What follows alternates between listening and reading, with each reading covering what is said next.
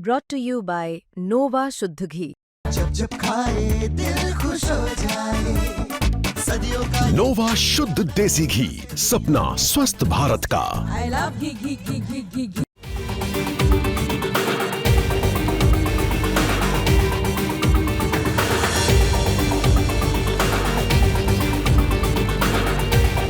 South Korea के Busan शहर में हुई ट्रंप और जिनपिंग की आमने सामने की मुलाकात ने पूरी दुनिया का ध्यान अपनी ओर खींच लिया।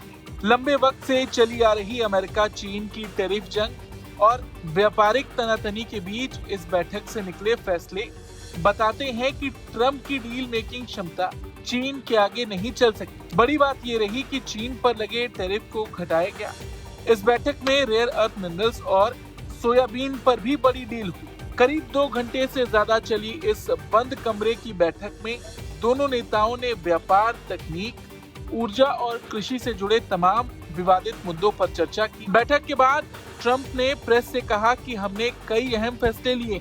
चीन पर लगाए गए टैरिफ अब 57% से घटकर 47% किए जाएंगे। ये अमेरिका और चीन दोनों के लिए एक शानदार शुरुआत। सबसे बड़ा फायदा अमेरिकी किसानों को मिला।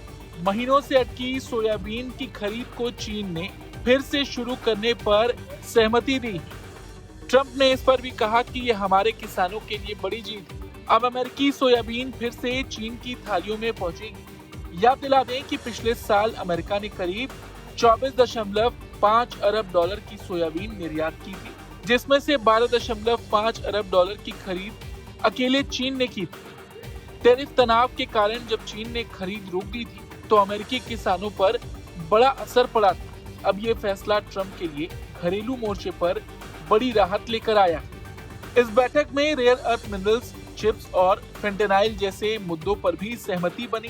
अमेरिकी अधिकारियों के मुताबिक चीन अब दुर्लभ खनिजों के निर्यात को जारी रखेगा, जिससे सप्लाई चेन संकट कम होगा। वहीं फेंटेनाइल की अवैध आपूर्ति पर रोक लगाने के लिए चीन ने कठोर कार्रवाई का आश्वासन दिया।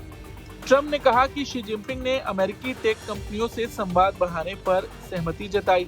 उन्होंने इसे ग्लोबल ट्रेड के लिए एक नई सुबह बताई।